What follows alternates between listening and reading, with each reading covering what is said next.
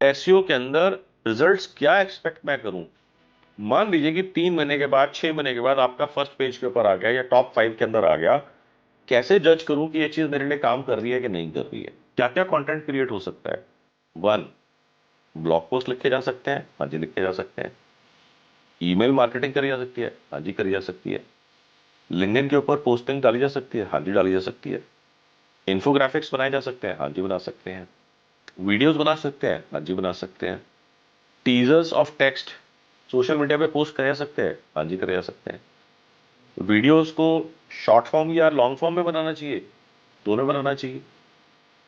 आप देखो, जस्ट ये पता लगने भर से ही इतने सारे स्ट्रेटेजिक कंटेंट डायरेक्शंस आपके पास खुलनी शुरू हो जाती है। लाला जी मेरे सामने बैठे हुए थे, उनका फेस का एक्सप्रेशन मेरे को याद है। बस आंसू नहीं आ रहे थे उनकी मतलब आंखों से। 2K1W का जेडी से कोई लिंक नहीं है, जेडी तो करना ही नहीं है पोस्ट, आपको कहीं पर भी नहीं करना।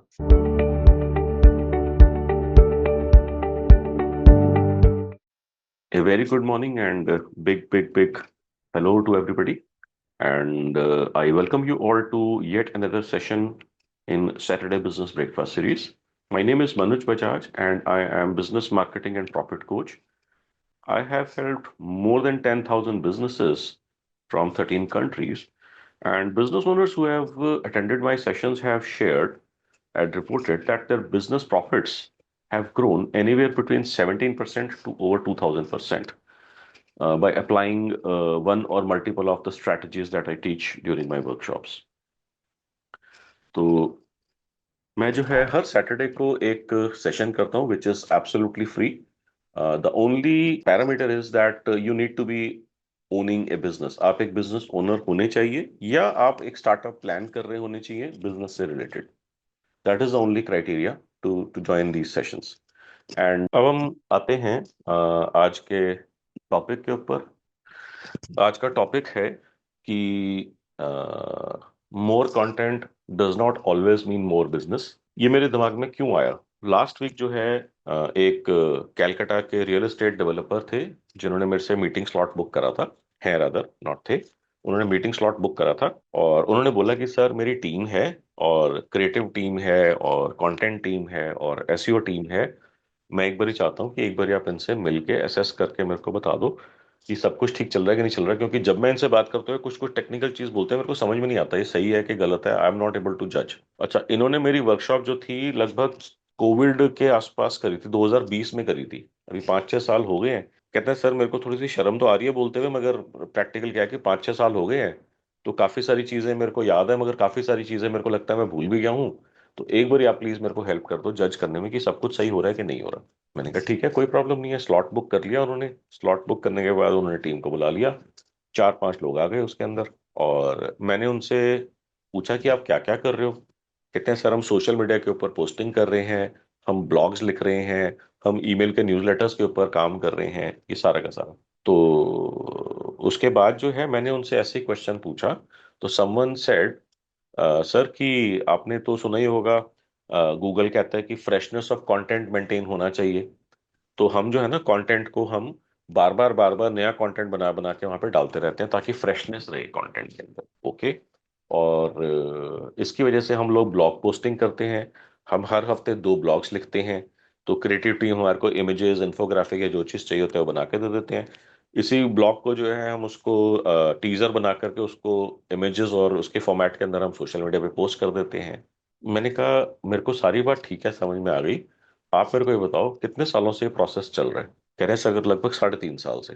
फिर मैंने उससे पूछा इन सारी चीज को सुनने के बाद मैंने अलग से बात करी। मैंने कहा टीम का आपका जो है मंथली एक्सपेंस कितना है। तो 5 लोग थे, लगभग 2.5 या 3 लाख रुपए उन्होंने मेरे को बताया कि अप्रोक्सीमेटली 2.5 से 3 लाख रुपए उसके होते हैं। तो कैन यू कैलकुलेट 2.5 लाख रुपए से 3 लाख रुपए के बीच में अगर हम 3 लाख रुपए लगाते हैं सीट कॉस्ट वगैरह लगा करके बेयर मिनिमम लेवल पे, तो 36 लाख रुपए साल हो गया। और अगर 3.5 साल से चल रहा है तो can anyone quickly tell me 36 multiply by 3.5 कितना होएगा। 1.25।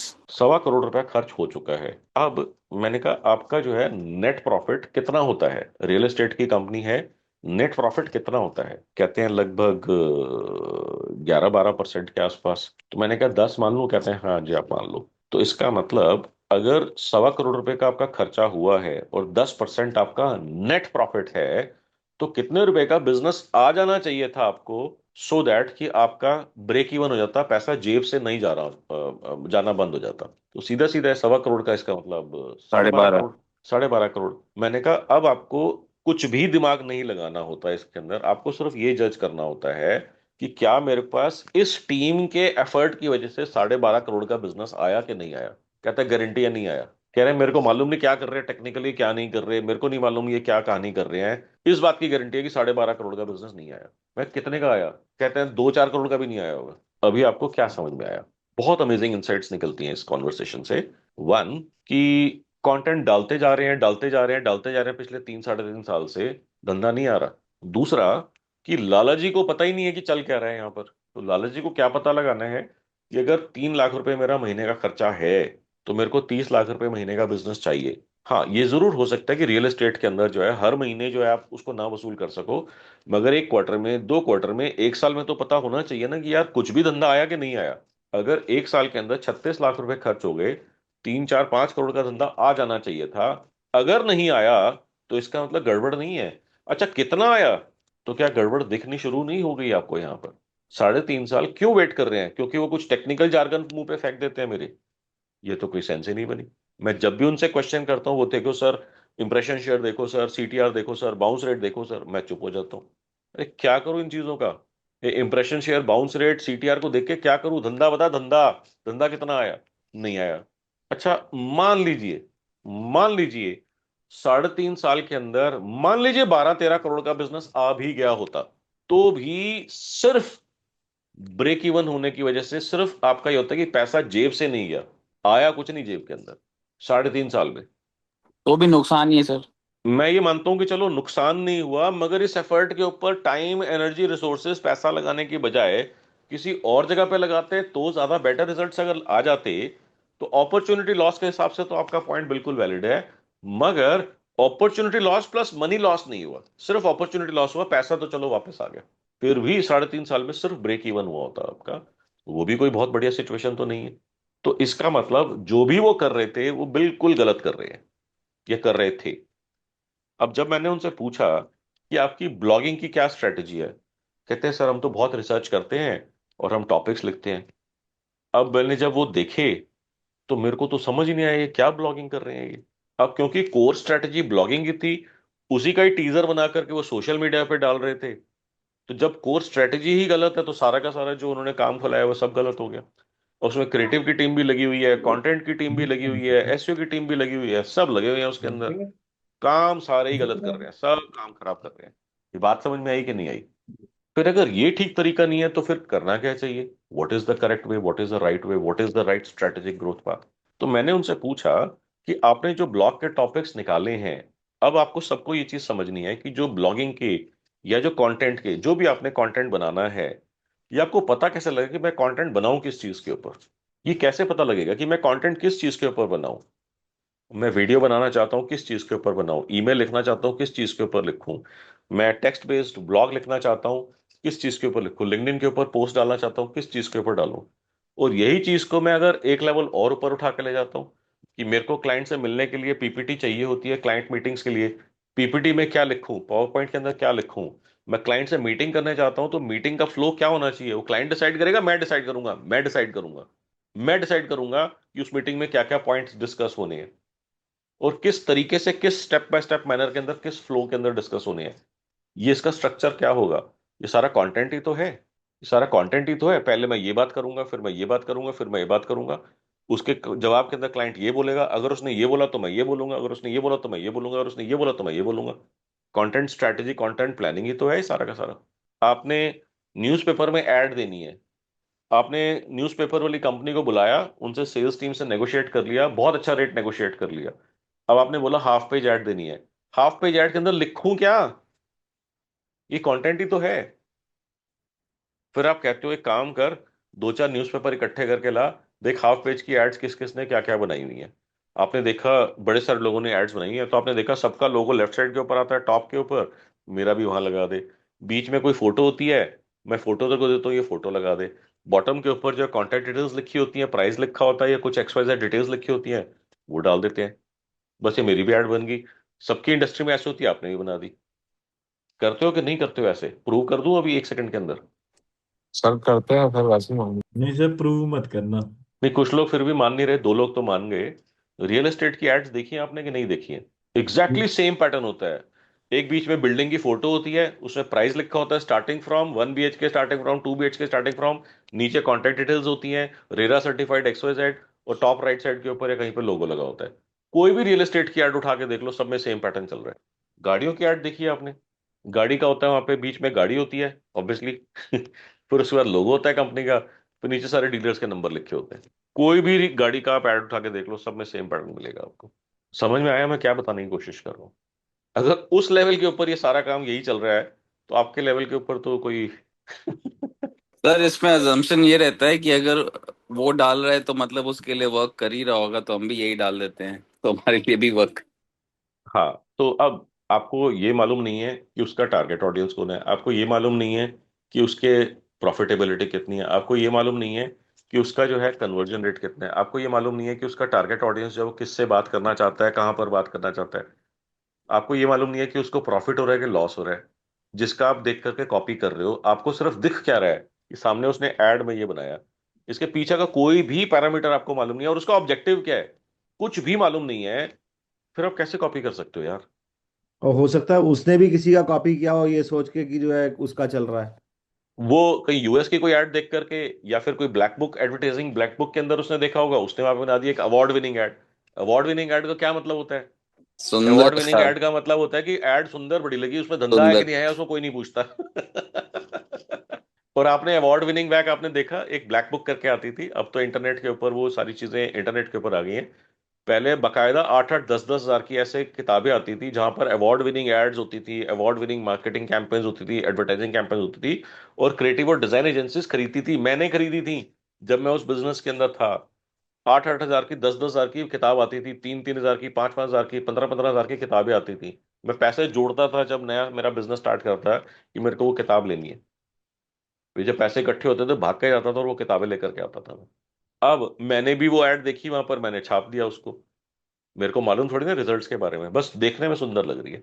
और लालच जी भी कह रहे हैं हाँ बड़ी सुंदर है, बना दो। इसी रीजन को अगर मैं एक स्टेप आगे लेकर के जाता हूं, कि सब लोगों को आग लग रही होती है कि मेरा ई कॉमर्स करना है, मेरा ई कॉमर्स करना है, मेरा ई कॉमर्स करना है। ओके। क्या उनको दिख रहा होता है कि अगर मैं B2B करता हूं तो प्रॉफिट परसेंटेज मेरा कम है, ई कॉमर्स करूंगा, डायरेक्ट टू कस्टमर करूंगा, D2C करूंगा, तो मेरा प्रॉफिट परसेंटेज है बहुत हाई हो जाएगा? कैसे लगता है लोगों को? तो ऐसे ही एक पर्सन से बात कर रहा था मैं। उन्होंने मेरे को जो रियल वर्ड्स का लॉजिक दिया, वर्ड्स हो सकता है मेरे माइनर ऊपर नीचे हो, बट आप भावनाओं को समझना, क्योंकि काफी साल पहले की बात है। कहते हैं सर आपने देखा है फ्लिपकार्ट का बिग बिलियन डे होता है, अमेजोन का ग्रेट इंडियन शॉपिंग फेस्टिवल होता है, मिंत्रा का अपना होता है, एक्स का अपना होता है, वाई का अपना होता है। कहते हैं वो बताते हैं कि हमने 2 दिन के अंदर 17 हजार करोड़ की सेल कर दी 2 दिन के अंदर। तो क्या लगता है मैं 17 करोड़ की सेल नहीं कर पाऊंगा साल के अंदर? ये उसका लॉजिक था। मैंने कहा स्ट्रैटेजी क्या है? कहता है बस ई कॉमर्स करेंगे, प्रॉफिट मार्जिन ज्यादा आएगा, इसको करके करेंगे, आगे स्टार्ट करेंगे इसको। बस इसका शुरू का और एंड का लॉजिक बस सिर्फ यही था कि अमेजॉन अगर 2 दिन के अंदर 17 हजार करोड़ का बिजनेस कर सकता है, तो क्या मैं पूरे साल के अंदर 17 करोड़ का बिजनेस नहीं कर सकता? तो मेरा जवाब है नहीं कर सकते। 1.7 करोड़ का भी नहीं कर सकते। और अगर आपकी किस्मत बहुत ही खराब है तो 17 लाख का भी नहीं कर सकते पूरे साल के अंदर। मालूम है क्यों? क्योंकि आपका जो है ना स्टार्टिंग बेसिक पॉइंट ही गड़बड़ है। क्या गड़बड़ है? कि अगर आप ये कहते हो कि जब मैं B2B बिजनेस के अंदर जाता हूं तो लोग निचोड़ के रख देते हैं, ई कॉमर्स के ऊपर तो कोई नेगोशिएशन होती नहीं है।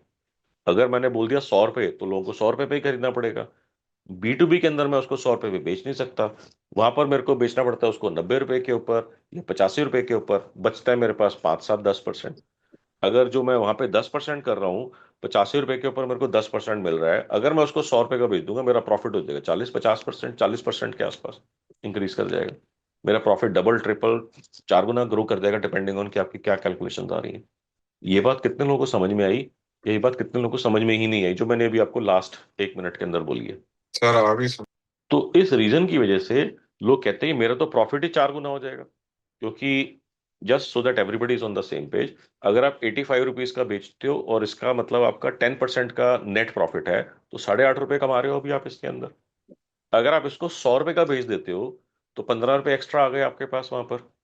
तो 15 रुपए जो आ गए वो लगभग 160% के आसपास एक्स्ट्रा हो गया कि नहीं हो गया? तो आपका प्रॉफिट जो 8.5 रुपए होता, अब वो 8.5 रुपए की जगह 8.5 + 15 रुपए हो गया। कितना हो गया? 23.5 रुपए हो गया। नियरली 24-25 के आसपास जो है ये ट्रिपल हो जाता, नियरली ट्रिपल हो जाता ये। तो ट्रिपल से थोड़ा सा कम हुआ, मगर ये लोगों को देख के ना बड़ा खुशी होती है कि मैं तो ई कॉमर्स ही करूंगा आपसे।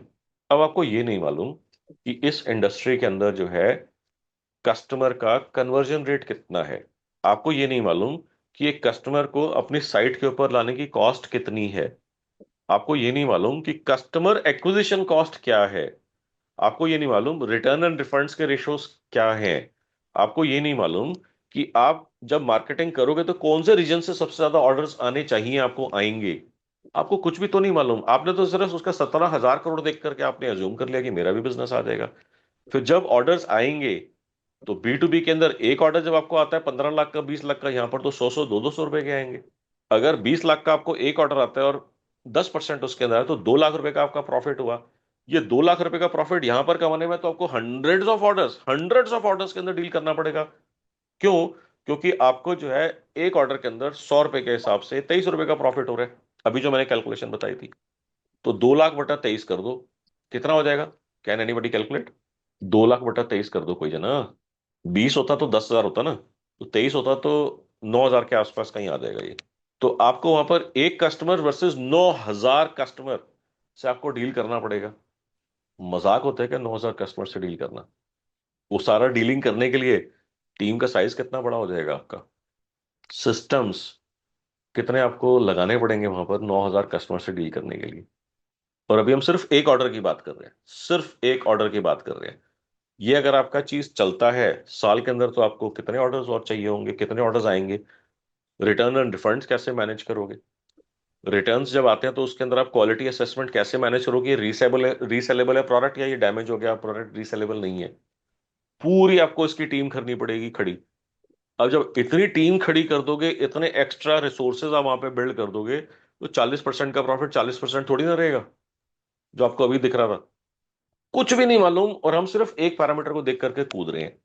यही चीज अब वापस आता है कंटेंट वाले के ऊपर। तो ई कॉमर्स वाला एक क्वेश्चन मेरे से किसी ने पूछा था, तो मैंने उसके अंदर थोड़ा सा इलेबोरेट करके उसको इंसर्ट करने की कोशिश करी है। तो अभी वापस आता है कंटेंट वाले उसके ऊपर। तो इसको इस कॉन्वर्सेशन को क्लोज करने के लिए मैं बोलूंगा, अगर आपने सारे पैरामीटर्स करेक्ट कर लिए हैं, चेक कर लिए हैं, कैलकुलेशंस में ले लिए हैं, उसके बाद भी आपको लगता है कि आप अच्छे खासे प्रॉफिटेबल हो सकते हो, तब ई कॉमर्स में घुसना। नहीं तो कानों को हाथ लगा लो, नाम भी मत लेना, पैसा डुबाने की मशीन है अगर आपने स्ट्रेटेजिकली स्टार्ट नहीं करा इस सारे प्रोसेस को। अगर आप बस देखा देखी घुस गए, तो पैसा डूब जाएगा। तो ये चीज को ध्यान रखना। ये सारी कैलकुलेशंस कैसे करनी है, एग्जैक्ट कैलकुलेशन मैं बताता हूँ अपनी पेड वर्कशॉप्स के अंदर। यहाँ से ये नंबर निकालो, यहाँ से ये नंबर निकालो, यहाँ से ये नंबर निकालो, अब इसको ऐसे कैलकुलेट करो, ये इसका मैथ है, ये कैलकुलेटर है, अब डालो। अगर आपको अब भी लगता है कि हाँ मेरे पास डिसेंट प्रॉफिट घर में आ रहा है, देन पहली बारी आप पहला पैसा स्पेंड करना स्टार्ट करो। Otherwise focus on something else. नहीं तो क्या होगा, कहीं और से पैसा कमाया हुआ कहीं और जाके हम डुबा देंगे।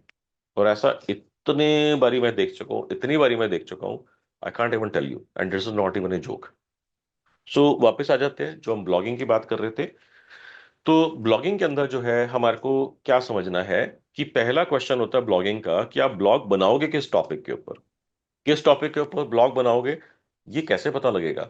तो आपका जो है मार्केटिंग का और कंटेंट का पहला रूल है, पहला रूल है, show, give, tell what people want. ये बात समझ में आई? Show, give, tell what people want. अब आप कहोगे यही तो नहीं मालूम व्हाट पीपल वांट। मेरे को 5 साल, 10 साल, 20 साल, 40 साल, मैं तीसरी चौथी जनरेशन बिजनेस के अंदर हूं, पता होता तो करना रहा होता। यही तो नहीं मालूम व्हाट पीपल वांट।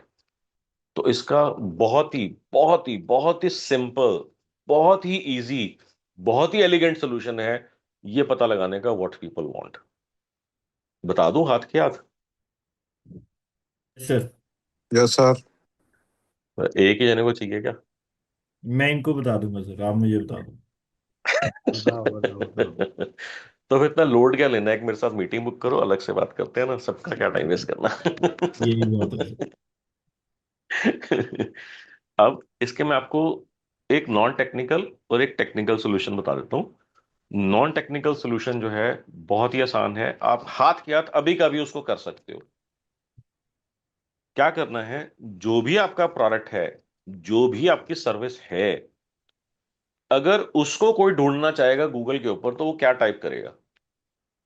जो भी आपका प्रोडक्ट है, जो भी आपकी सर्विस है, जो भी आपकी कंपनी है, अगर आपके जैसे कंपनी, आपके जैसे प्रोडक्ट सप्लायर, आपके जैसे सर्विस प्रोवाइडर को अगर कोई ढूंढना चाहेगा, वो गूगल में क्या टाइप करेगा? Can anybody give an example? Sir clean room puff panels. Okay, so clean room puff panels अगर कोई ढूंढता है गूगल के अंदर, आप गूगल के अंदर डाल दो।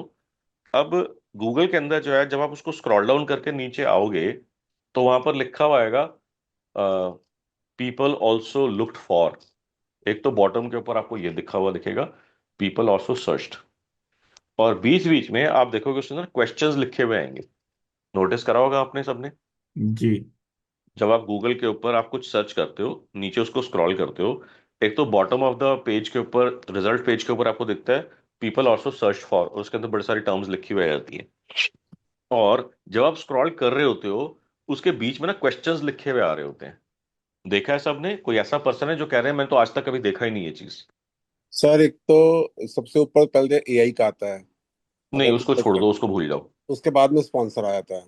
उसके उसको भी बाद में भूल जाओ। फिर IndiaMART, trademark, Justdial आ जाता है। छोड़ दो, उसको भी भूल उसके जाओ। बाद लोगों की जो पर्सनल वो आती है। और नीचे जो है लिखा आता है ये सर्च जो है लास्ट में। बीच मैं भी में तो तो ये नहीं कह रहा हूँ। दिखा कोई खास में।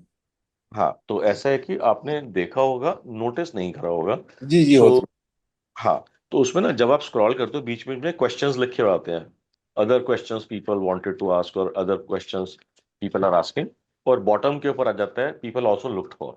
अब यहाँ से आपको दो इनसाइट्स मिली, वो जो क्वेश्चंस है, और आपने ये भी नोटिस करा होगा अगर आप किसी क्वेश्चन के ऊपर टैप करते हो तो उसका आंसर खुल जाता है, और उसके साथ में उससे रिलेटेड और क्वेश्चंस बड़े सारे खुल जाते हैं। तो पहले मान लीजिए वो पांच क्वेश्चंस दिखा रहा था, आपने क्वेश्चन नंबर वन के ऊपर टैप करा, तो क्वेश्चन नंबर वन का जो है उसका रिस्पॉन्स खुल जाता है, और उसके बाद में उस क्वेश्चन वन से रिलेटेड चार पांच क्वेश्चन और ऐड हो जाते हैं उसके अंदर। क्या आप में से कोई है जिसने कभी आज तक इस चीज को ऑब्जर्व ही नहीं करा, किसी ने आज तक इस चीज को नोटिस ही नहीं करा? एक तो राकेश जी हो गए, इनके अलावा भी कोई पर्सन है नहीं किया सर, कभी नहीं किया। कभी नहीं नोटिस करा ये कभी चीज? नहीं किया सर। नहीं करा? ओके, एक काम करो गिरबर, एक बार आप अपना ये डालो और देखो उसके अंदर क्या आता है। सर क्वेश्चंस आते हैं और ड्रॉप डाउन में आंसर्स आते हैं। बिल्कुल आते ही है। और अगर मान लीजिए कि नहीं भी आया, बॉटम के ऊपर तो सबने नोट करा होगा ना, पीपल ऑल्सो लुक्ड फॉर, उसके बाद चार पांच छह क्वेरीज लिखी हुई आती हैं। सर मैंने अभी डाला, उसमें आया नहीं है। अच्छा, बॉटम के ऊपर आया पीपल ऑल्सो सर्च फॉर। हाँ सर, वो आया। ठीक है। जी जी। अब जी। किसी केस में दोनों आएंगे, किसी केस में दोनों में से कोई एक आ जाएगा। ये और शायद मैंने, मोबाइल मोड पे ना आता हो सर। सॉरी, क्योंकि ये जो आप बता रहे हैं ना कि क्वेश्चंस, ये मोबाइल मोड में तो मैंने देखा है, बट अभी डेस्कटॉप यूज कर रहा हूँ तो उस पे नहीं है आप ऐसा। मोबाइल के ऊपर भी एक बार चेक कर लो, सेम आए हैं, कीवर्ड। दोनों पे ही आते हैं। अभी डेस्कटॉप पे भी देखा मैंने, आते हैं। ठीक है। अब यहां पर आपको समझना क्या है, मैंने आपको थोड़ी देर पहले बोला था कंटेंट की सबसे बेसिक प्रीमिस क्या होनी चाहिए, सबसे बेसिक कोर रीजन क्या होना चाहिए कंटेंट बनाने का? Show, give, tell what they want. ये जो गूगल ने अभी अभी आपको बताया है, यही तो मांग रहे हैं लोग, तभी तो गूगल बोल रहा है पीपल ऑल्सो लुक्ड फॉर। जी। और कितने सालों से ये फीचर है, और आपने कभी नोटिस ही नहीं करा इस चीज को। ये करने के अंदर आपका समय कितना लगा और पैसा कितना लगा? Zero and zero. समय का चलो जीरो नहीं होएगा, रियलिस्टिकली मान लेते हैं 10 सेकंड मान लेते हैं। गूगल कहता है कि आपकी कोई भी क्वेरी में 0.36 सेकंड के अंदर आंसर कर सकता हूं, तो इतना ही लगा लो। टाइप करने में समय लगा। अब एक बारी मैं चाहूंगा सबके सब लोग 1 मिनट लगा करके जो भी आपका प्रोडक्ट या सर्विस है उसको एक बारी गूगल के अंदर डालो, और देखो कि क्या क्वेश्चंस आ रहे हैं, और साथ ही साथ में क्या नीचे आ रहे हैं कि पीपल ऑल्सो लुक्ड फॉर और सर्च फॉर। अमेजिंग है sir. Sir sir clean room panel price आ गया, क्लीन रूम मटेरियल आ गया। क्लीन रूम स्पेसिफिकेशंस आ गया, हमारा एक कंपटीटर है Jindal PUF panel, price list आ गया। अब इनमें से जैसे क्लीन रूम प्राइस आपने बोला या क्लीन रूम पैनल बोला, उसके ऊपर क्लिक कर दो एक बारी। जी। फिर से देखो बीच में कोई क्वेश्चंस आ रहे हैं और फिर से बॉटम के ऊपर चले जाओ। Yes, what is the cost of, अब आगे people also ask how much do clean room cost, what is the cost of PVC panel, what is the price of 100 mm। ठीक है, क्या ये रिलेवेंट है आपके बिजनेस से? कहीं कहीं है सर, बिल्कुल है। बिल्कुल ठीक है, फिर से बॉटम के ऊपर चले जाओ आप। Clean room panel price near Chandigarh, clean room panel price per square feet, clean room panel price near me, clean room panel price in India. सारे काम के हैं। कहीं कहीं है सर, रिलेट कर सकते हैं 100%। तो जो जो चीजें आपकी काम की हैं उसकी आपने लिस्ट बना ली, और कंटेंट सारा आपका इन्हीं के ऊपर ही बनेगा। खत्म, एंड ऑफ कॉन्वर्सेशन। ये है राइट। Non technical method. इसके ऊपर भी और टेक्निकल मेथड है, इससे काफी ज्यादा सफिस्टिकेटेड मेथड्स हैं, मगर उसके अंदर कुछ और चीजों की नीड होगी, टूल्स वगैरह चाहिए होंगे। ये मैंने आपको जीरो इंटेलिजेंस चीज बता दी है कि अगर अभी भी नहीं करते आप, फिर काम खराब सर वीडियोस भी इसी के है। ऊपर बना सकते हो? बिल्कुल, बिल्कुल। और जिन लोगों ने मेरी पेड वर्कशॉप करी है उनको मालूम है, मैं जो टूल की बात कर रहा हूँ उनको सबको मालूम है, Google keyword planner. Google keyword planner के अंदर ना सिर्फ वो ये दिखाता है कि क्या ढूंढ रहे हैं, वो ये भी दिखाता है कि कितने लोग ढूंढ रहे हैं, कहाँ से ढूंढ रहे हैं।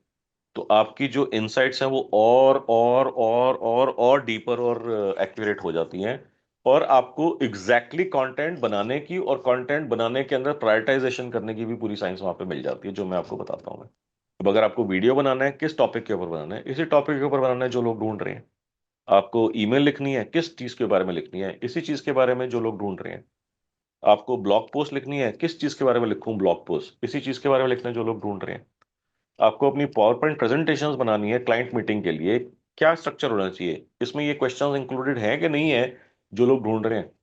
आपको मीटिंग के अंदर जाना है, बात कैसे स्टार्ट करनी है, क्या चीज के एस्पेक्ट्स के ऊपर बात करनी है, यही जो चीजें लोग ढूंढ रहे हैं। amongst other things there can be a lot of other things that can be incorporated which I teach in my paid workshops, मगर ये बेसिक लेवल के ऊपर ऐसा कोई खर्चा नहीं हो रहा, ये तो स्टार्ट कर ही सकते हैं। उस्मान, आपने हैंड रेस करा, यू कैन कम इन।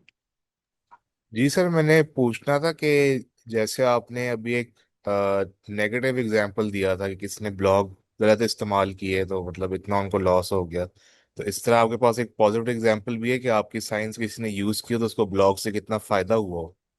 बिल्कुल, हजारों एग्जांपल्स हैं। आपको मैं बड़ा सिंपल तरीके से बताता हूँ। ब्लॉग के अंदर अगर आपने एसईओ के कंटेंट को डाल दिया, तो उससे क्या होगा, मैं आपको रिवर्ट करके पूछता हूँ। कि जो कीवर्ड जो लोग ढूंढ रहे हैं, जैसे आपने मैंने बोला कि कीवर्ड ढूंढ रहे हैं, ये पता लग गया, उसके ऊपर ही आपने कंटेंट लिखा, और आपने उस ब्लॉग पोस्ट को इस कीवर्ड के लिए एसईओ ऑप्टिमाइज कर दिया, क्या होगा इससे? सर वो खोल के पढ़ेंगे। नहीं, इससे क्या फ्री में होगा सर आएंगे। कि गूगल के तो अंदर लोग जब कोई सर्च वो करते कीवर्ड सर्च करेगा, तो ये वाला ब्लॉग वहां पे लिस्ट होना शुरू हो जाएगा। अब यहां पर आपने जब इसको एसईओ बेस के ऊपर इसको ठीक कर लिया, तो टॉप 3 के अंदर या टॉप पोजीशन के ऊपर आ जाएगा। इसकी पूरी टेक्निक्स होती है कि कैसे हमने कौन से कीवर्ड सेलेक्ट करने हैं, ताकि आप जल्दी से जल्दी लीस्ट एफर्ट के अंदर आप इसको टॉप के ऊपर लेकर के आ जाएं। इसकी भी साइंस है, बट अभी मैं उस साइंस के अंदर डिटेल में नहीं घुस रहा, क्योंकि टेक्निकलिटीज बहुत ज्यादा बढ़ जाएंगी उसके अंदर। बट मान लीजिए कि ऐसा हो गया, अगर वो कीवर्ड के ऊपर आपका कंटेंट का पीस पहले टॉप 5 या टॉप 3 या टॉप पोजीशन के ऊपर आ गया, तो उसकी वजह से आपके पास ट्रैफिक आने लग जाएगा। अब क्योंकि ये कोर कोर जो है इसका बेस्ड इस चीज के ऊपर कि जो लोग ढूंढ रहे हैं उसको उनका जवाब मिल रहा है, तो आपको यहाँ से लीड जनरेट करने का और ऑर्डर्स जनरेट करने का प्रोसेस यहाँ से स्टार्ट हो जाएगा। तो जब हमने इस साइंस को अप्लाई करा, तो मेरे को एक पर्सन ने बताया कि मेरा ट्रैफिक लगभग 8 से 9 महीने के अंदर 3 गुना हो गया है, और मेरी लीड जो है नियरली डबल हो गई, 1.8 1.9 टाइम्स हो गई हैं, सिर्फ इस प्रोसेस को अप्लाई करने भर से। Does that answer your question, Usman? Yes sir, मजा आ गया। क्योंकि आप लोग साइंस पकड़ में आ गए ना, और ये साइंस जो है मैं आपको अभी 5 मंथ्स के अंदर बहुत डिटेल में बताता हूँ। Most people do SEO all wrong. SEO की साइंस लोगों को मालूम नहीं है, उसके ऊपर टाइम और पैसा बर्बाद करते रहते हैं, करते रहते हैं, करते रहते हैं। और लोग उनको बताते क्या, एजेंसी, कि एसईओ करना है। अब इसमें 7-8 महीने 6-8 महीने तो लगेंगे। 6 महीने के बाद, साल के बाद बात करेंगे इसके ऊपर। तो पहले ही लाला जी ये सोच के बैठ जाते हैं कि यार ठीक है, एजेंसी टेक्निकल है, कह रही है 6 महीने, तो 6 महीने के बाद देंगे। 6 महीने तक तो 50-50 हजार करते हुए 3 लाख लग गए, लाख लाख रुपए करते हुए 6 लाख रुपए लग गए। तो लाला जी को क्या पता होना चाहिए कि एसईओ क्या उनके लिए राइट स्ट्रैटेजी है। That is one. Two, SEO के अंदर रिजल्ट्स क्या एक्सपेक्ट मैं करूं। मान लीजिए कि 3 महीने के बाद, 6 महीने के बाद आपका फर्स्ट पेज के ऊपर आ गया या टॉप 5 के अंदर आ गया, कैसे जज करूं कि ये चीज मेरे लिए काम कर रही है कि नहीं कर रही है। और तीसरा, अगर ये टॉप 3 या फर्स्ट रैंक के ऊपर आ गया तो ये मेरे लिए काम कर रही है, मेरे को बिजनेस में फायदा क्या होगा इस चीज के अंदर। जब तक लाला जी को ये बात समझ में नहीं आएगी, लाला जी मतलब all business owners, every business owner, यही मैं सारा बिठा करके उनको 5 मंथ्स के अंदर पेड वर्कशॉप में बताता हूँ कि देखो एसईओ की ये साइंस है। एसईओ करना कैसे है ये आपको आना जरूरी नहीं है, करवा के बेनिफिट कैसे उठाना है ये लाला जी को पता होना जरूरी है। और यही मैं सिखाता हूँ अपनी पेड वर्कशॉप्स के अंदर। और लोग जो हैं इतनी पावरफुल साइंस का मजाक बना के रख देते हैं, करने वाला भी और करवाने वाला भी, दोनों ही एंड के ऊपर मजाक चल रहा होता है। तो अब वापस से मैं आता हूं इसके अंदर, शो गिव टेल के ऊपर ही आपको फोकस करना है। उसकी मैंने आपको बहुत ही बेहद ही सिंपल टेक्निक बताई है।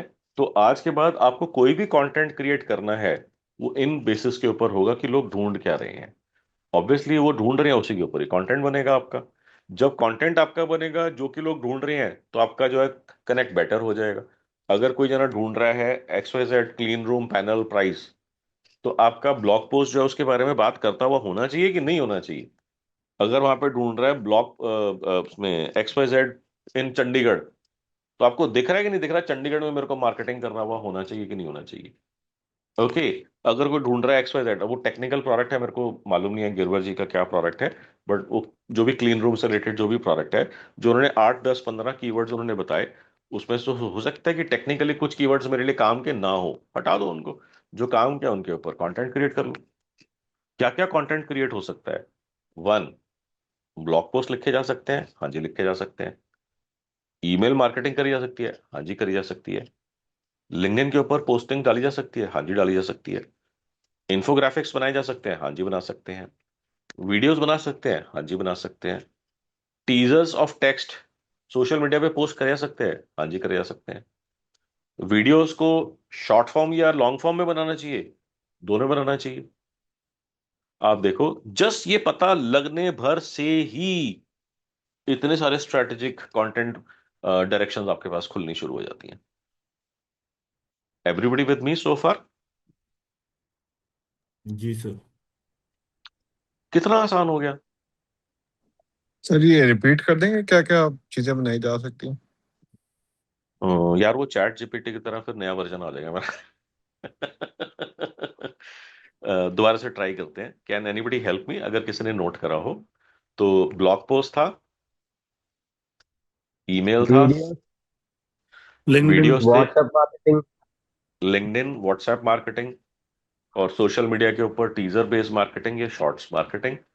यही सेम चीज को यूट्यूब। अगर हम और ऊपर ले जाकर के टेस्ट करते हैं, तो बहुत सारी चीजें और निकल करके आती हैं। मैंने तो ऑफलाइन मार्केटिंग और ऑनलाइन मार्केटिंग को भी आपस में लिंक कर दिया है। फॉर एग्जाम्पल, पास्ट में एक मेरे पास बिजनेस ओनर आए, कहते हैं सर हम ना न्यूज़पेपर में एड्स देते थे, और थ्री व्हीलर्स देखा होगा दिल्ली के अंदर, जो थ्री व्हीलर्स होते हैं ना उसके पीछे से बैक के ऊपर एक बैनर सा लगा रहता है। कहते करते थे और बहुत पैसा लगाया, कभी किसी टाइम के ऊपर रिजल्ट आए, मगर अब रिजल्ट नहीं आ रहे बहुत साल से। फिर हमने देखा तो बंद कर दिया। मैंने कहा एक बहुत अच्छी चीज आपने बोली, जब आपने ऑब्जर्व करा उसको बंद कर दिया। 99% लॉलजी लगे रहते हैं, लगे रहते हैं, लगे रहते हैं इसको करते रहने में, पैसा डुबोते रहने के अंदर। वन। दूसरा, क्या इसका कोई बेटर तरीका है करने का।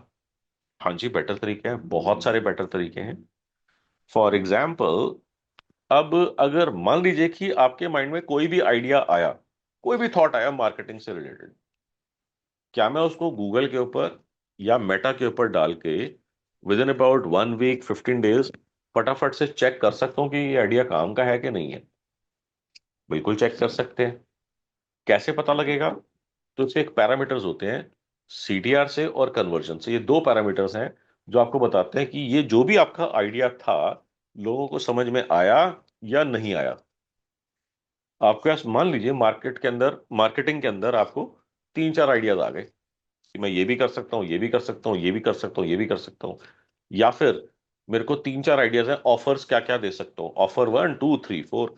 या फिर आप ये कहते हैं कि मेरे पास जो है ये 4 प्रोडक्ट्स हैं जो मैं लॉन्च करना चाहता हूँ, प्रोडक्ट 1 2 3 4। अब आपने जो है गूगल की हेल्प से या मेटा की हेल्प से 4 प्रोडक्ट्स की या 4 आइडियाज के या 4 ऑफर्स के 4 एड्स बना दिए। सबके ऊपर आपने सेम बजट लगा दिया। 1 हफ्ते के बाद, 2 हफ्ते के बाद, 1 महीने के बाद आपको क्लियरली दिख जाएगा कि सीटीआर किसका हाई है, इसका मतलब इंटरेस्ट सबसे ज्यादा इसमें शो करा गया है। कन्वर्जन रेट किसका हाई है या हाईएस्ट है, इसका मतलब सबसे ज्यादा मार्केट एक्सेप्टेबिलिटी इसकी है। डिपेंडिंग ऑन कि आपका क्या ऑब्जेक्टिव है, डिपेंडिंग ऑन कि आप क्या इसमें अचीव करना चाह रहे हैं, आपको आंसर मिल गया कि व्हाट इज रिक्वायर्ड और what is selling easily. Okay. अब जब आपको यहां पर दिख गया तो जो आपने मैसेज वहां पे डाला है गूगल एड्स के अंदर, इसका मतलब वो चीज लोगों को समझ में आ रही है, क्योंकि तभी तो क्लिक कर रहे हैं वो उसके ऊपर बार बार बार बार। सीटीआर क्योंकि हाई है उस मैसेज का। यही चीज आप फेसबुक पे करते हो तो उसमें क्रिएटिव आपका आ जाता है। तो जो क्रिएटिव आपने डाले हैं वहां पर, इमेजेस डाली हैं जिसके ऊपर सबसे ज्यादा क्लिक्स आ रहे हैं, वो इसका मतलब क्रिएटिव सबको समझ में आ रहा है सबसे ज्यादा वो बोला। अब आपको यहाँ पे टेक्स्ट मैसेज और क्रिएटिव दोनों की टेस्टिंग से पता लग गया what is the best creative out of all, या what is the which text message is performing the best out of all। अब यही टेक्स्ट और यही क्रिएटिव आपके बैनर्स, होर्डिंग्स, न्यूज़पेपर एड्स के अंदर आप डाल सकते हो। क्यों? क्योंकि अब आपको मालूम है कि क्या लोगों को समझ में आती है बात, किसके ऊपर मेरे को सबसे ज्यादा सेल्स या प्रॉफिटेबिलिटी या कन्वर्जन रेट या सीटीआर मेरे को मिलता है, डिपेंडिंग ऑन कि आपका बिजनेस ऑब्जेक्टिव क्या है। ये साइंस इन्होंने फॉलो करी और ये कहते हैं कि हमने ये साइंस जो है वापस से, इस सारी चीज को करने के बाद वापस से हम 3 व्हीलर बैनर्स के ऊपर चले गए और कहते हैं सर मजा आ गया। जहां पर हर महीने लॉस हो रहा था, बिजनेस आना शुरू हो गया वहां से प्रॉफिटेबली। Isn't this amazing? हो सकता है ये स्ट्रैटेजी कुछ लोगों को समझ में आई हो सकता है कुछ लोगों को ना समझ में आई हो। तो बहुत अच्छा है अगर कुछ लोगों को नहीं समझ में आई। जिनको समझ में आ गई वो फटाफट से कर लेंगे, जिनको नहीं समझ में आई होगी वो मेरी वर्कशॉप में आ जाएंगे। Okay, so that was the context and the plan for what I wanted to share today regarding the content marketing strategy. If there are any questions related to marketing and sales, you can ask me related to today's session or anything in general. So I'll be happy to address that. If there are no further questions, maybe we can wrap up the session. पर जैसे हम party की pen को लेके या जैसे जो हमने सोचा लोग क्या सोच रहे हैं उसके ऊपर पॉइंट को पकड़ के हमने बनाया। जी, जैसे हमने बताया कि पोजीशनल स्टेटमेंट में आपने अपने क्रेडेंशियल निकाल के उसमें डाल देने हैं, मतलब वर्कशॉप के क्वेश्चंस वर्कशॉप में, यहाँ पर नहीं। अच्छा ओके। तो अगर एक छोटी सी लिंक्डइन पे जो हम बनाते हैं, पोस्ट बनाते हैं, जो डालते हैं, उसमें हम क्या दिखाएंगे? सिर्फ बस वही चीज दिखाएंगे, वो जो पेन को लेके हमने क्वेश्चन बनाया वही बनाएंगे बस? हाँ, वो भी हो सकता है। और उसके अलावा आपके पास जो है ना, जो मैंने साइंस आपको बताई है उसमें आपके पास हंड्रेड्स ऑफ ऑप्शन है उस चीज के ऊपर काम करने की। अब राइट। हंड्रेड्स ऑफ ऑप्शंस है तो आप कंटेंट एक थोड़ी बनाओगे, आपके कंटेंट पीसेस भी हंड्रेड्स ऑफ कंटेंट पीसेस बनेंगे।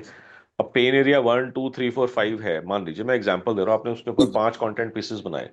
किसी को 1 वाला होगा तो वो 1 के ऊपर चिपक जाएगा, किसी का 2 वाला पेन एरिया होगा तो वो 2 से आ जाएगा आपके पास, किसी का 4th होगा तो वो 4th के थ्रू आपके पास आ जाएगा, किसी के पास मल्टीपल होंगे तो वो हो सकता है 2 या 3 अलग अलग जगहों से आपके पास आ जाए। तो मतलब सीरीज ऑफ पोस्ट बन जाएगी, सीरीज पूरी बन एब्सोल्युटली, एब्सोल्युटली, एब्सोल्युटली। ठीक है ना? ओके, उस्मान आपने हैंड रेस करा, यू कैन कम इन। जी सर, बस मेरा एक पहले की रिलेटेड फॉलोअप क्वेश्चन था। मैंने पूछना था जो आप उनके बता रहे थे कि कन्वर्जन रेट बढ़ गया था और लीड्स बढ़ गई थी, वो सारे ओवरऑल प्रोसेस से था या सिर्फ आप ब्लॉग का नहीं, मैंने सिर्फ एसईओ का बताया मैंने आपको। मतलब एसईओ में उनकी वेबसाइट भी थी या बस वो जो ब्लॉग लिख रहे थे? हाँ, वेबसाइट थी। वेबसाइट का कंटेंट, ब्लॉग और वेबसाइट कंटेंट में क्या डिफरेंस होता है मैंने बताया नहीं, मगर कई बार यू आर राइट, कई बार इसमें ना कंफ्यूजिंग होता है। ब्लॉग पेज के कंटेंट के अंदर और वेबसाइट के पेज के कंटेंट में सिर्फ एक ही डिफरेंस होता है, ब्लॉग के नीचे लिखा होता है विजिटर्स कैन कमेंट हेयर और उसमें कमेंटिंग का सिस्टम होता है। वेबसाइट के पेज के अंदर लिखा नहीं होता, बस वो फिक्स्ड कंटेंट होता है, आप उसके ऊपर कुछ कमेंट नहीं कर सकते। There is yes. No other difference. तो अगर आपने ब्लॉग लिखा हो या वेबसाइट का पेज का कंटेंट लिखा हो, उससे कुछ भी फर्क नहीं पड़ता। अगर वो रैंक कर गया और वहां पर आपने अपना फॉर्म लगाया हुआ है, लीड जनरेशन का आपने सिस्टम वहां पे लगाया हुआ है, वहां से आपके पास लीड्स आने शुरू हो जाएंगी। ठीक है सर। और सर एक ठीक है, लास्ट मेरा क्वेश्चन था कि वो मतलब मैंने स्टार्ट में पूछना था लेकिन उस टाइम रह गया कि बताओ। जैसे आप वो 905 स्ट्रेटजी बता रहे थे, तो मतलब हम्म वो सेल्स टीम के लिए है। लेकिन हम्म जैसे मैं खुद इंडिविजुअली अपने आप को देखूँ तो अक्सर मुझे भी लीड्स को कॉल करके थोड़ी घबराहट महसूस होती है, तो बंदा अपने को कैसे बेहतर कॉन्फिडेंस और ट्रेन कर सकता है? बिल्कुल बिल्कुल बिल्कुल, बहुत अच्छा क्वेश्चन पूछा आपने। मैं अगर आपको अपना खुद का पर्सनल एक्सपीरियंस शेयर करूं, तो मैं ये सबको बताता हूँ, सारी वर्कशॉप में बताता हूँ कि जिस दिन मैंने पहली जिंदगी की कॉल खुद करी थी, मैं कांप रहा था। मेरे को शब्द नहीं समझ में आ रहे थे, माइंड में मालूम था क्या बोलना है मगर मुंह से शब्द ही नहीं निकल रहे थे। मेरी आवाज भी कांप रही थी, मैं हकला रहा था। और जब मैंने ऐसे 2-3 कॉल्स करी, मेरे को लगा तो सब मैं काम खराब करता जा रहा हूँ। मैंने क्या करा कि जो पॉइंट्स मेरे को बोलने माइंड में थे, पेपर के ऊपर मैंने ना बुलेट पॉइंट्स लिख लिए, पॉइंट नंबर 1 2 3 4 5, जो मेरे को 4 पॉइंट्स 5 पॉइंट्स कवर करने थे। उसके बाद मेरी जब नेक्स्ट कॉल हुई, क्योंकि पॉइंट्स मेरे सामने लिखे हुए थे, मेरी सांस नहीं फूल रही थी, मतलब सांस फूल रही थी, घबराहट हो रही थी, हार्ट बीट तेज हो रही थी, मगर वो 5 पॉइंट लिखे हुए थे, मेरे को ये मालूम था मैं भूलूंगा नहीं। कोई पॉइंट मेंशन करना, मेंशन करने से मिस नहीं हो जाएगा, भूलेगा नहीं। तो मेरे को पहले इस चीज का था। फिर मैंने जब वो पॉइंट्स को देखा और मैंने एक एक चीज करके वहां पर कन्वे कर दी, मेरी ये पहली कॉल अच्छी हो गई। Compare to last 3 calls. उसके बाद मैंने उसके बाद दूसरी कॉल करी, उसके बाद तीसरी कॉल करी, चौथी कॉल करी।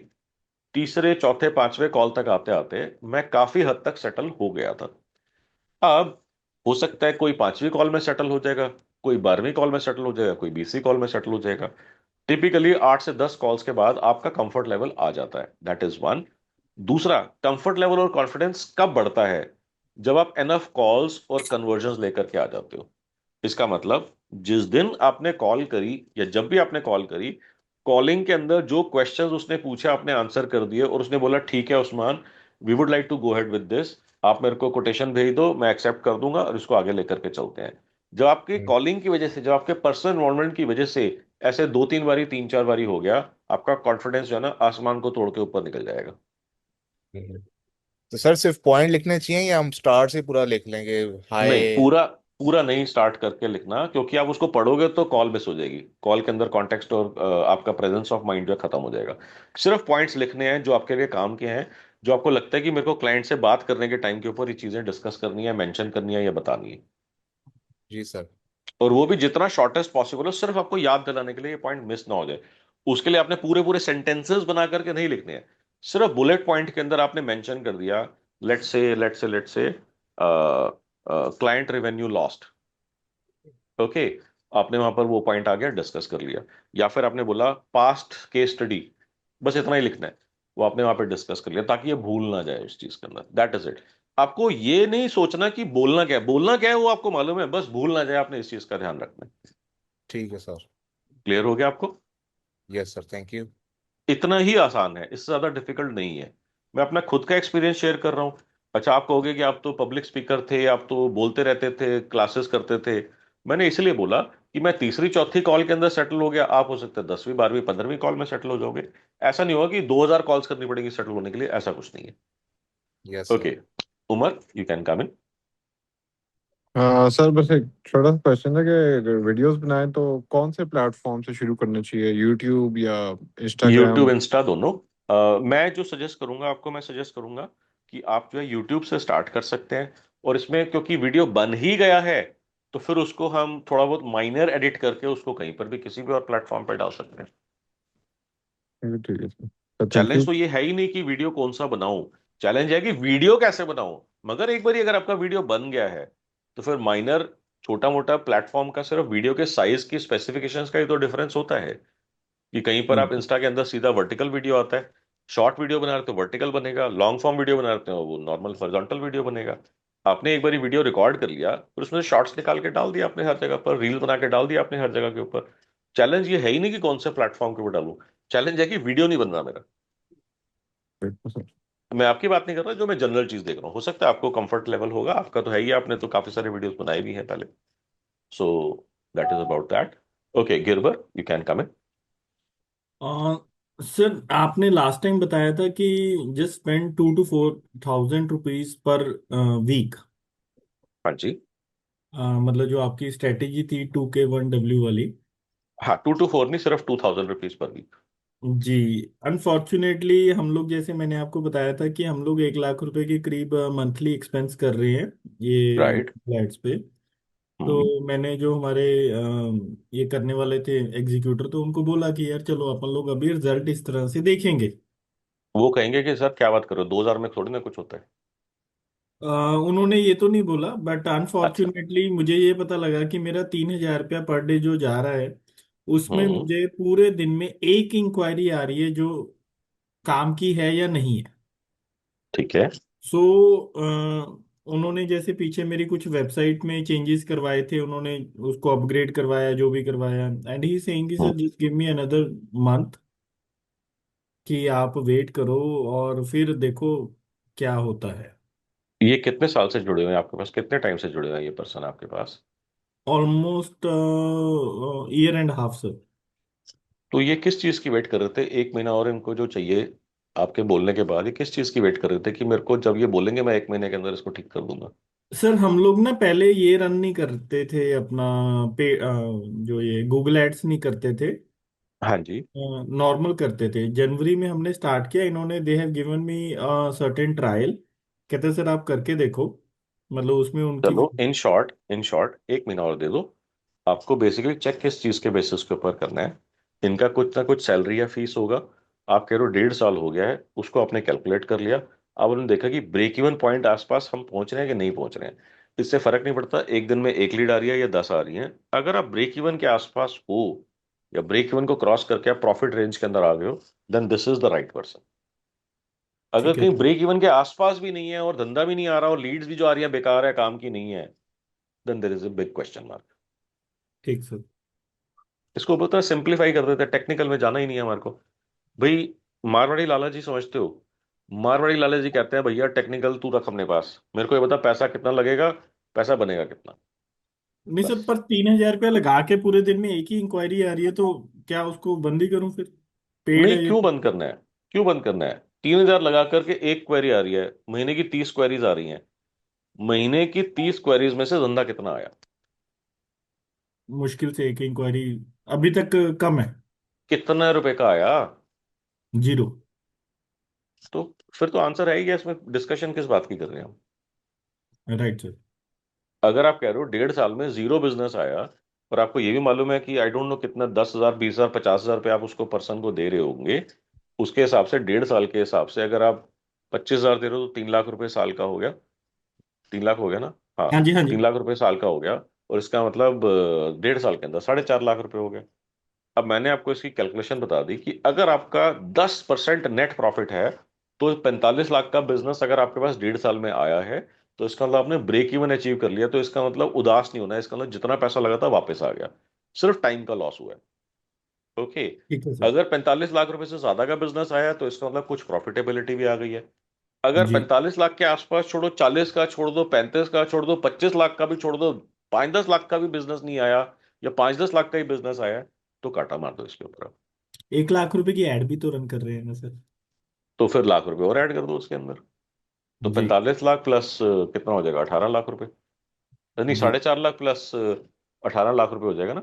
तो कितना हो जी जाएगा, जी जी 18 जी। और 4 22, 22.5 लाख। तो फिर आपको फिर इसका मतलब 2.25 करोड़ का बिजनेस टारगेट करना है कि 2.25 करोड़ का आया कि नहीं आया। ठीक है सर। तो इतना ही आसान है, बस इससे ज्यादा कुछ है ही नहीं। ठीक सर। भाई, तेरे को हायर किस लिए करा है? टेक्निकल एस्पेक्ट को ध्यान में रखने के लिए। अगर मेरे को सारा आता था फिर तेरे को हायर क्यों करता? ठीक है सर। बस आपको पता होना क्या जरूरी है कि जो पर्सन से मैं जो काम करवाना चाहता हूँ वो सही है, कि आपको एसईओ चाहिए भी सही कि नहीं, आपको गूगल एड्स चाहिए भी सही कि नहीं, आपको फेसबुक एड्स चाहिए भी सही कि नहीं, आपको लिंक्डइन पे होना चाहिए कि नहीं होना चाहिए। अगर जी। आपका ये क्वेश्चन आंसर्ड है, लिंक्डइन का एक्सपर्ट हम ले लेंगे, फेसबुक का एक्सपर्ट ले लेंगे, या जिस प्लेटफॉर्म के ऊपर हमारे को मार्केटिंग करनी है उसका एक्सपर्ट ले लेंगे, या इन हाउस या एजेंसी। उसके बाद रिजल्ट निकालने का काम जो है उनसे हम डिस्कस करके निकाल लेंगे। अगर हमारे को मालूम नहीं है कि कौन सी एक्सपर्टीज चाहिए, हमारे को मालूम नहीं कि इस एक्सपर्ट को ढूंढेंगे कैसे। अगर 10 लोग आ रहे हैं तो उसमें 10 में से कौन सा एक्सपर्ट है नहीं है, अगर मेरे को मालूम नहीं है, आपने गलत बंदा हायर कर लिया, सारा पैसा जला दिया उसने। अच्छा, अब आपने मेरे से सीख लिया, अब आप जाके क्वेश्चन करोगे, वो बंदा बोलेगा सॉरी सर, मगर आपके तो 22.5 लाख रुपए घुस गए ना, जी। और 1.5 साल का टाइम निकल गया हाथ से। बहुत अगर यही ज्यादा। स्ट्रैटेजी सही होती तो 1.5 साल में छाप के कहीं से कहीं निकल गए होते। Right sir. तो इसलिए ये पॉइंट को समझना बहुत बहुत बहुत बहुत बहुत जरूरी है। जी। यहीं पर ही मेजॉरिटी ऑफ बिजनेसेस मार खा जाते हैं, या तो गलत स्ट्रैटेजी के ऊपर, या गलत पर्सन या गलत एजेंसी के साथ में काम कर रहे होते हैं, और सारा पैसा जल जाता है। Right sir. Does that answer your question गिलबर? जी। जी, thank you so much sir. Okay, okay, okay. Munshi ji आप आ सकते हैं। सर यूट्यूब पे कई बार ऐसे वीडियो देखे हैं कि उसमें ये कहा जाता है कि एसईओ इज नाउ डेड, और बकवास है, उसकी जगह पर एईओ और जीईओ बकवास है। जो जनरेटिव। आपको ये समझना है, जो भी बंदा अपना माल बेचने की कोशिश कर रहा है वो कुछ तो बोलेगा ना। जो बंदा ये बात कर रहा होगा वो अपना वो एआई ऑप्टिमाइजेशन की सर्विस या पढ़ा रहा होगा या बेच रहा होगा। क्या ये चीज नोटिस करिए आपने? यस, ये कहा जाता है उसके रीजनिंग में कि अभी मेटाइट्स चला के जमाना फास्ट है, फटाफट रिजल्ट चाहिए सबको, तो अभी एसईओ के लिए कोई वेट नहीं करता, और मेटाइट्स चला के ये क्विक चीज रिजल्ट प्रोड्यूस ये करता है। चीज या तो उन्होंने बताई नहीं, या बताई थी तो शायद हम मिस कर गए, कि जो एआई ऑप्टिमाइजेशन है वो एसईओ के बेस्ड साइंस है, वो एसईओ के ऊपर ही बेस्ड है वो। ओके, तो बेसिक एसईओ के बगैर एआई ऑप्टिमाइजेशन नहीं किया जा सकता। नहीं हो सकता। क्यों? क्योंकि इसका सिंपल लॉजिक मैं आपको दे देता हूं, कि एआई के पास अपने खुद का तो कुछ डेटा है नहीं। वो एआई जो है डेटा कहाँ से ला रहा है, वो गूगल से ले रहा है। गूगल से डेटा कैसे मिलता है? एसईओ की वजह से। Okay. Okay sir, thank you कितना सर। आसान हो गया ना सोचना, कितना सिंपल हो गया सोचना। Yeah. Okay, so I think जितने हैंड रेज हुए थे मैंने सारे क्वेश्चन आंसर कर दिए हैं। And just wanted to ask, did you find this session useful? क्या कुछ आपको वैल्यू मिली इस सेशन की वजह से? Yes sir. सर बहुत ओके, जबरदस्त सेशन था, मजा आ गया। Definitely sir. ओके, बस एक दो लोगों को मिली, ज्यादा लोगों को नहीं मिली, तो फिर क्या करना चाहिए? करना चाहिए कंटिन्यू या छोड़ देना चाहिए? सर मजा आ गया सर ओके। संडे सेशन का भी रख लें, संडे वंडरफुल। को भी एक रख लिया कर। तो अब आपसे मेरी एक रिक्वेस्ट है, कि अगर आपको लग रहा है कि ये सेशन के अंदर आपको फायदा हुआ, तो अपने 2 फ्रेंड्स को साथ में आप ज्वाइन करवा दो इसके अंदर। ओके, फ्री तो है, कोई पैसा तो लगना नहीं है। बस ये इंश्योर कर दो कि 2 लोग और आपके साथ ज्वाइन करना शुरू कर दें इसको। आपके फ्रेंड हो सकते हैं, आपके स्पाउस हो सकते हैं, आपके कजन हो सकते हैं, आपके वेंडर हो सकते हैं, आपके सप्लायर हो सकते हैं, आपके बायर्स हो सकते हैं। जिस किसी को भी इसके अंदर चैलेंज है बिजनेस को ग्रो करने का, या नहीं भी है तो सीख जाओगे 2 4 चीजें, अगर नहीं समझ में आ जाएंगी तो आपका बिजनेस और बेटर और फास्टर हो जाएगा ग्रोथ में। तो उनको बोलो ये ज्वाइन करना है। आपके बच्चे भी हो सकते हैं घर के अंदर जो स्टार्टअप का प्लान कर रहे हो। आजकल जेनजी के अंदर ना स्टार्टअप का बड़ा क्रेज है। अगर वो स्टार्टअप करते हैं तो आपको तो मालूम ही है, मैंने लास्ट टाइम जो सेशन करा था, more than 82% business shut down with in first 5 years of starting up. तो स्टार्टअप्स ही होते हैं सबसे ज्यादा जिनको मार पड़ती है। क्यों? क्योंकि वो इस कोर को भूल जाते हैं, marketing and sales are the only functions that bring cash flow in. तो अपने बच्चे जो हैं, जो बिजनेस के अंदर इंटरेस्टेड है या बिजनेस ज्वाइन करना चाहते हैं आपका कुछ टाइम के अंदर, और या फिर अपना बिजनेस स्टार्ट करने का या स्टार्टअप का प्लान कर रहे हैं, उनको भी बोलो ये सेशन के अंदर आकर के बैठें। पूरा दिमाग खुल जाएगा उनका, पूरा दिमाग खुल जाएगा, धंधा क्या होता है कैसे होता है समझ में आना शुरू हो जाएगा।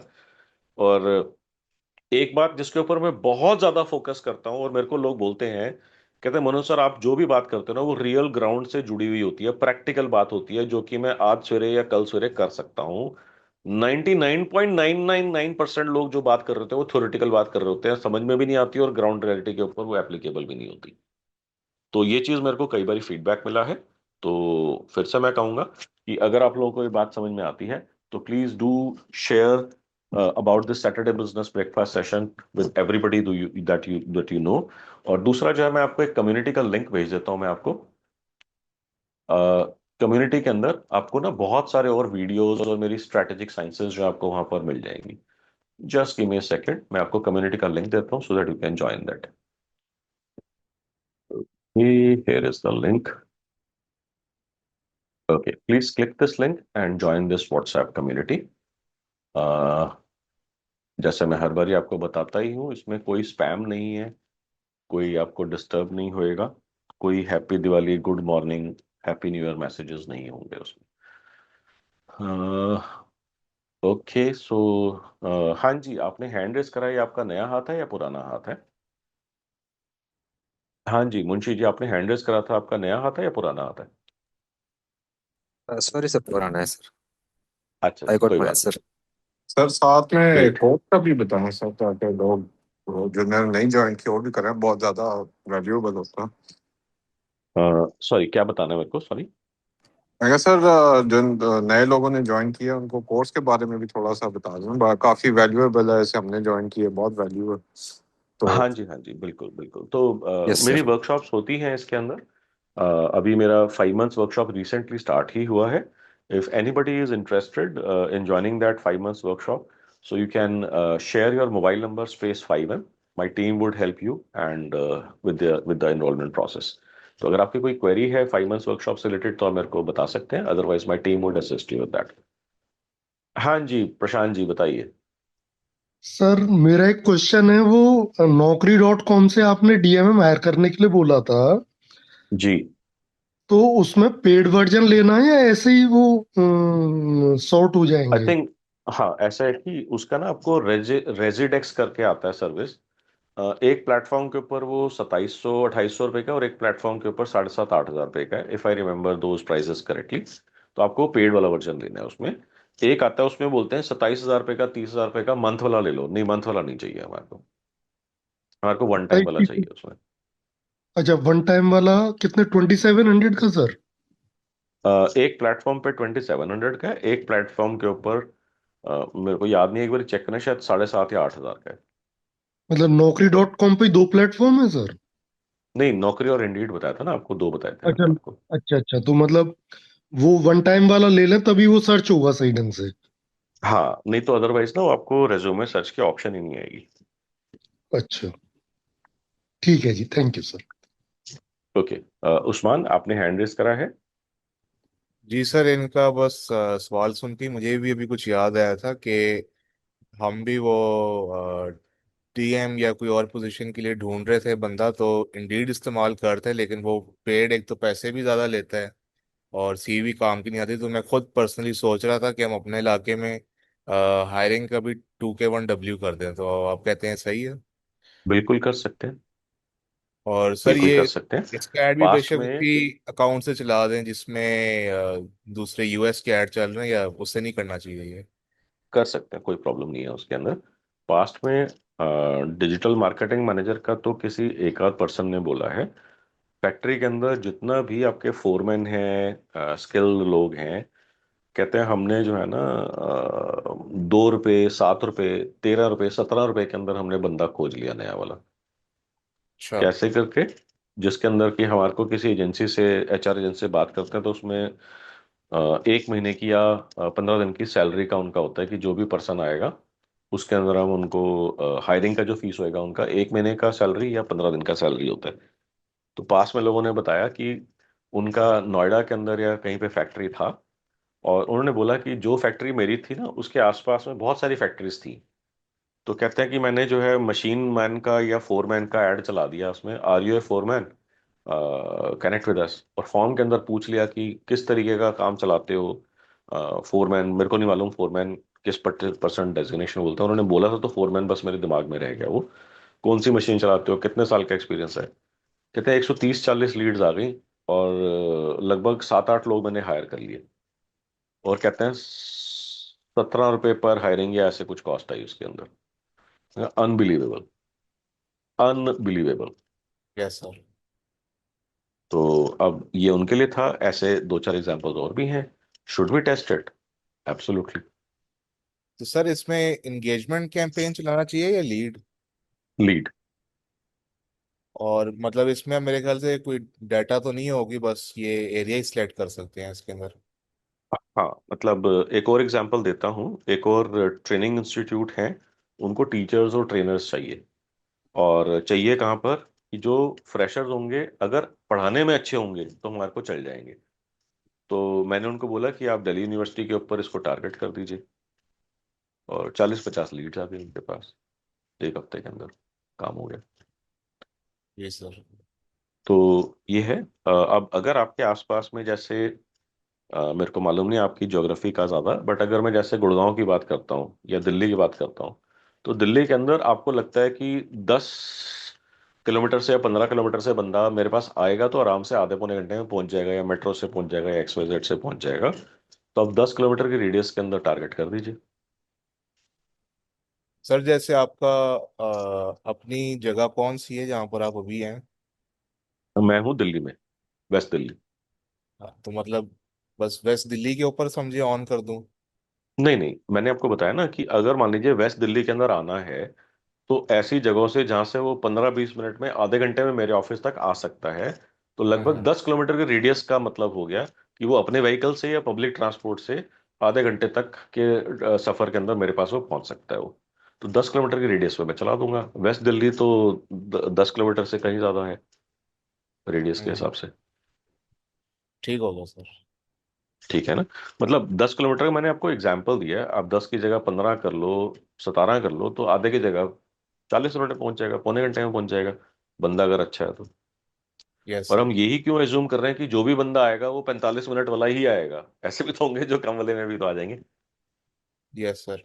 सर ठीक इंडीड है। का क्योंकि ये भी मसला होता है ना कि वो इंडीड और लिंक्डइन दोनों, क्योंकि मुझे नहीं पता वो ये क्यों करते हैं, लेकिन कोई ऐसे लोग हैं जो आपकी प्रोविंस में भी नहीं है, वो उनको भी आपकी जॉब पोस्ट दिखा रहे हैं कि वो बैठ के अप्लाई करें। नहीं, जॉब पोस्ट तो दिखानी ही नहीं है कभी भी, जॉब डिस्क्रिप्शन आपको डालनी ही नहीं है। This is the most common mistake. लोग जॉब डिस्क्रिप्शन डाल देते हैं, फिर उसके बाद हंड्रेड्स ऑफ रिज्यूमेज आ जाते हैं, फिर मुसीबत पड़ जाती है, पढ़ेगा कौन इतने 200-250 रिज्यूमेज को? फिर वो होता नहीं है वो। तो इसलिए जो मैंने साइंस डेवलप करी है वो बिल्कुल इसका उल्टा है। मैं रिज्यूमे सर्च करता हूँ और उसके अंदर देखता हूँ कि freshness of resume last 7 days में अपडेट हुआ हो, लास्ट 1 वीक में अपडेट हुआ हो, लास्ट 1 मंथ में अपडेट हुआ हो। इससे पुराने रिज्यूमेज में लेता नहीं हूँ। और मैं उसमें सैलरी का और डिस्टेंस का क्लॉज डाल देता हूँ कि मेरे ऑफिस से 5 किलोमीटर, 10 किलोमीटर, 15 किलोमीटर के रेडियस से ज्यादा नहीं होना चाहिए मेरे को हम्म। जहां पर चाहिए। वो सारे के सारे मेरे क्राइटेरिया जो मैंने आपको बताए हैं वही के वही मैंने आपको 2K1W में बता दिए। सिर्फ डिफरेंस हम्म। है कि वहां पर आपको सीधे सीधे रेज्यूमे सर्च कर रहे हो तो आपको 10-15 कैंडिडेट्स मिल जाते हैं, 3-4 आपको ठीक लगते हैं, एक बंदा हायर हो जाता है, तो फटाफट काम हो जाता है इसके अंदर। हम्म। उसका 2K1W का आपको एक बार चेक करना पड़ेगा कि वो पर्सन मिलता है कि नहीं मिलता। But what is the risk? 2,000 रुपये। हम्म। सर इसमें मुझे आइडिया नहीं है, लेकिन जो लीड फॉर्म होता है उसमें आप रेज्यूमे कलेक्ट कर सकते हैं, आपको कॉल करनी पड़ेगी बाद में? आपको ना उनको डिटेल्स आप ले लो रेज्यूमे के अंदर। लेने से पहले मैं जनरली आपको ना बार बार ये सबको बताता हूँ कि आजकल रेज्यूमेस कैसे बनते हैं, एआई की हेल्प से, या फिर आप कॉपी पेस्ट करते थे पहले। तो यस। रेज्यूमे मेरे लिए सेकंड इंपॉर्टेंस रखता है। पहले इंपॉर्टेंस रखता है वो 4-5 क्वेश्चन जिसको मैं शॉर्ट लिस्टिंग के क्राइटेरिया में यूज करूंगा। तो ये यस अगर सर। आप किसी से पूछ रहे हो कि भैया तेरे को फेसबुक एड चलाने आते हैं कि नहीं आते हैं, तो मैं पहले फॉर्म के अंदर उससे पूछूंगा मेटा एड्स एक्सपीरियंस इतने साल, ठीक है, या फिर गूगल एड्स एक्सपीरियंस इतने साल। तो मेरा एक बेसिक क्राइटेरिया हो गया, हाँ यार, साल 2 साल 3 साल का एक्सपीरियंस तो है उसको। मैं उससे पूछूंगा ये चीज मैं फॉर्म के अंदर। एक बार उसकी डिटेल्स आ जाएंगी तो मैं यहाँ से उसको कॉल करके बोलूंगा कि व्हाट्सएप कर दो मेरे को अपना PDF रेज्यूमे। ठीक और है। अगर वहां पे उसने लिखा है 0, तो मेरे काम का ही नहीं है बंदा वो। और सर ये भी मतलब 2,000 इसके लिए काफी है, या और कम रखें या और ज्यादा रखें? मेरे को लगता है 2,000 रुपये भी नहीं लगेंगे लोकल एड्स के लिए तो। हम्म। ठीक है। जो मैंने आपको बताया था ना वो 130-40 लीड्स आ गई फोरमैन के लिए, 7-8 बंदे उसने हायर कर लिए। तो मेरे तो पता नहीं कितने, 17 मल्टीप्लाइड बाय 8 करो कितना आएगा, 20 मल्टीप्लाइड 160 कहते हैं, मेरे तो पैसे ही 200-300 रुपये लगे थे टोटल मिला करके। नंबर हो अच्छा। सकता है मेरे थोड़े बहुत ऑफ हो, मगर 17 रुपए की हायरिंग तो मैंने पहली बार ही सुनी थी जिंदगी में। And he did ya it. Thank you sir. Okay जी, निशांक बताइए, आपने हैंड रेज करा है। Nishank Mahajan, if you can hear me you can ask your question. you'll have to unmute yourself first. आप ऑडिबल है सर? हाँ जी, अभी है, बताइए।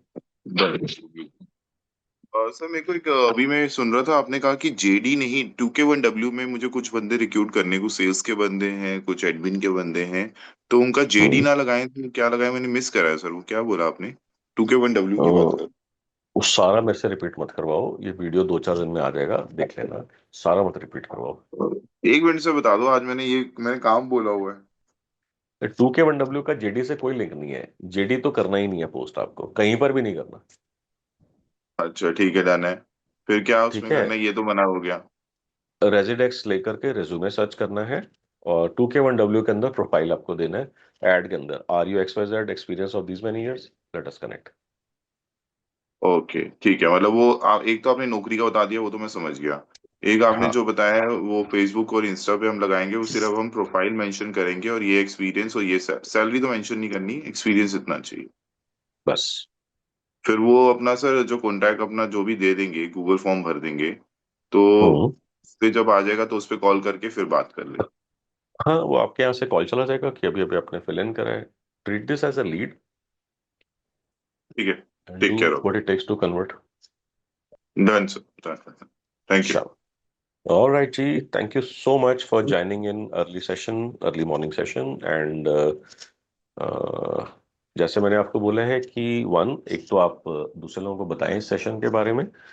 और फाइनली अगर आप किसी ग्रुप के मेंबर हैं, एसोसिएशन के मेंबर हैं, और वहाँ पर बिजनेस ओनर्स हैं और उनको मेरे से बात करके फायदा हो सकता है, तो आप मेरे से कनेक्ट कर लें। और अगर कोई ऐसा सेशन आप चाहें कुछ क्रिएट करना, तो I be happy to do that for your group, for your association. So please do get in touch with me for that. And with that note, thank you so much. I'll see you next week. Bye bye, and keep chopifying in the meanwhile.